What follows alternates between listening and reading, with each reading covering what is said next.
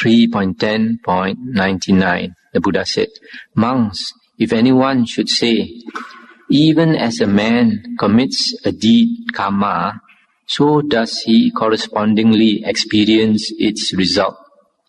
This being so, there is no living of the holy life. There is no opportunity manifested for the utter destruction of ill. But if one should say, even as a man commits a deed that is to be felt, so does he correspondingly experience its result. This being so, monks, there is living of the holy life. There is opportunity manifested for the utter ending of ill. Now, for instance, there may be some trifling evil deed of some person which may take him to hell. Again, there may be a like trifling evil deed of some other person which is to be experienced in this very life. Not much of it, nay, not a dot of it is seen hereafter." I just stop for a while to comment. Here the Buddha is saying that when we commit karma, when we do a deed, an action intentionally, it is we don't get the corresponding result always. It all depends on the person. It all depends on the person. In other words, suppose like you do an evil deed, like you kill a person, and for one person, perhaps by doing killing, in the next life or the next few lives, he may experience being killed either once or many times. But another person, he does the killing, but he does not experience being killed in the next life. So this is karma is not very straightforward. It depends very much on the person, the person doing the deed. This is an important principle that we have to understand, because the Buddha said sometimes a person does a small evil deed and it can bring him to hell. But another person does the same small evil deed, he may experience it in this very life.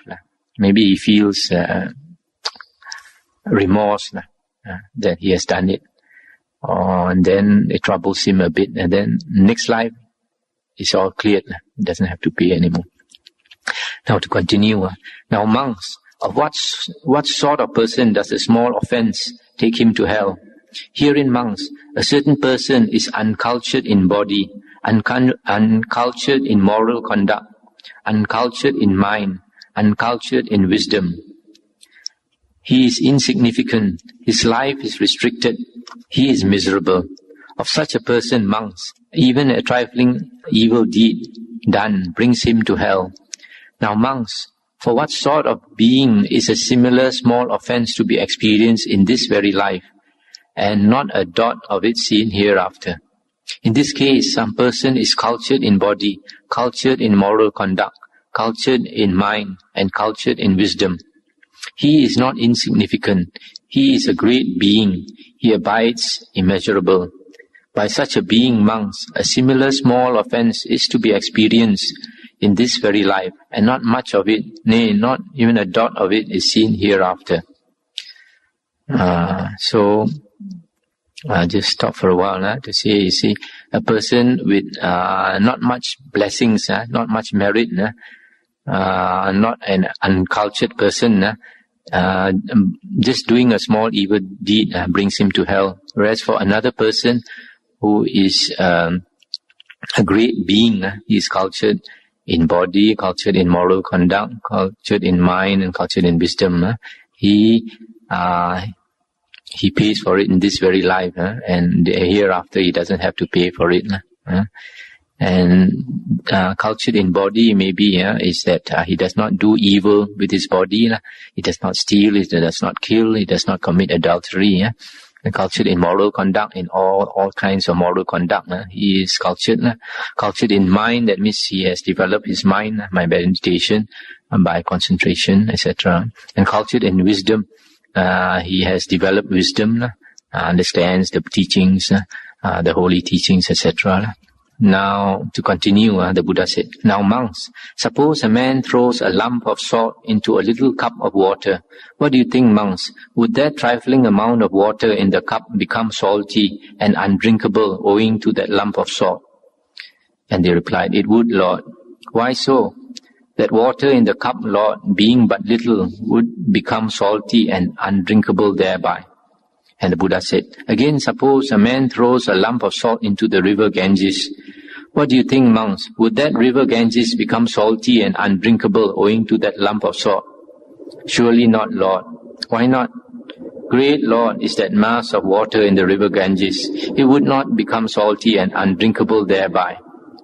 And the Buddha said, "Well, monks, just in the same way, the small offense of such and such a person here takes him to hell. Or yet again, a similar small offense of another person is to be experienced in this very life, and not much of it, nay, not a dot of it is to be seen hereafter." Let's stop here for a while. Here the Buddha is giving a very good simile. In the days of the Buddha, they did not have fine salt like we have nowadays. They had lumps of salt. And the Buddha said, you just take a lump of salt, you put it in a cup of water and you stir it, and you drink the water, is very salty. But you take the same size of salt, same lump of salt, you put in the river and you stir it and you drink the water, is not salty. So what's the difference here? The difference is that the river contains a lot of water, and the water dilutes the effect of the salt. So the water represents the good karma, salt represents evil karma. So when we do a lot of good karma, it dilutes the effect of the evil karma. That is why that's the only way we can dilute the effect of our evil past karma is to do a lot of good now. Then the Buddha said, "Now again in this connection, monks, suppose a certain man has to go to prison for a theft of $10 or $20, or he has to go to prison for a theft of $1,000. Or again, suppose another person does not have to go to prison, even though he steals the same amount. Now, what sort is the former? He is a poor fellow, owning little of small means. Such a one has to go to prison for his debt. And for what sort of person does not have to go to prison for the same offense? In this case, monks, it is a rich man owning much of great means. Such a man does not have to go to prison." Here again, the Buddha is giving an example. Suppose now, you imagine a beggar comes to your house. You're at the back of the house cooking or something, and he comes in and he sees maybe you have $10 on your table, or $20 or $1,000. Then he takes it and walks away. And then you happen to come out. You see the beggar walking away and your money is missing. Normally people would call the police and then have that man arrested and thrown into prison. But suppose some very VIP, a very important person, walks into your house in the same way, and then in the same way he pockets the $10 or $20 and he walks away. And when you come out, you see that person. On second thought, you think, I better not report to police. If I report to police, I might get into prison. So you see, two persons do the same deed. The result is different. So after that, the Buddha said, "So monks, if one should say, even as a man commits a deed, so does he correspondingly experience its result. That being so, there is no living the holy life. There is no opportunity afforded for the perfect ending of ill. But monks, if one should say, even as a man commits a deed that is to be felt, so does he correspondingly experience its result. That being so, there is living of the holy life. There is opportunity afforded for the utter ending of ill." And this is a very important principle here. The Buddha is saying that not all karma is to be experienced, So that's why we have the case of a perfect case of a man during the Buddha's time by the name of Angulimala. We know that he killed hundreds of people. He was a kind of bandit, but he was a lone ranger. He stayed in the forest, and anybody who passed through the forest, he would shoot his arrows and come with his knife and all that, and sword, and slaughter the people and steal their goods and cut their fingers, and he'd wear the garland of fingers around his neck. That's why he was known as Angulimala, the garland of fingers. So this man, Angulimala, he should have, if he had passed away, he would have gone to hell and suffered for a long time.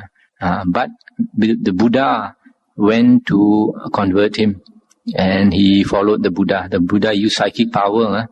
He tried to kill the Buddha, but the Buddha was walking very slowly. He came from behind and ran after the Buddha and tried to attack the Buddha from behind. But even though the Buddha was walking so slowly, he could not reach the Buddha, even though he was running at top speed. So after a while, he shouted to the Buddha, "Stop, monk, stop." And then the Buddha said, turned around and looked at him, and the Buddha said, "I have stopped. You have not stopped." Then he thought to himself, what does this monk mean? Then he thought, this monk can't be telling a lie, he must be speaking the truth. He has stopped, I am not stopped. Then he threw away his sword and all his weapons, and then he knelt down and asked the Buddha to explain. Then the Buddha told him, "I have stopped killing, I have stopped harming all creatures. You have not stopped. That's why you still turn around in samsara." So then he realized, then he wanted to become a monk. So he followed the Buddha. And then after that, he practiced the holy life and he became an arahant, got out of samsara. But because of his karma, sometimes when he went on alms round, pindabat, people would throw rocks at him. He'd come back with a bleeding head. And then he'll tell the Buddha, weeping, and tell the Buddha, and the Buddha told him to bear it. And then that time, I think the Buddha gave him another name and told him to bear it. Said that if you don't bear it, if you don't, the consequences of your karma are so heavy, you have to sort of strive to get out of it. So he strove so hard that he became an arahant. And when he became an arahant, he didn't have to pay at all for all that karma that he did. So the Buddha is saying that if we have to pay for all our karma, then there's no point in practicing the holy life. You can never get out of it. You never get out of samsara. So the one principle we have to remember is not all karma will ripen. Second one, the result of karma depends on the person. Different persons, the result of karma is different. And the third one is to dilute the effect of the past evil karma. We have to do more meritorious deeds like keeping morality, dana, sila. The second one is dana, doing charity. Another one is bhavana, development of our mind.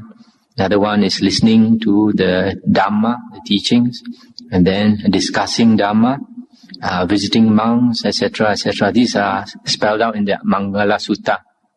The different ways of obtaining the highest merit. All these are the ways of attaining merit.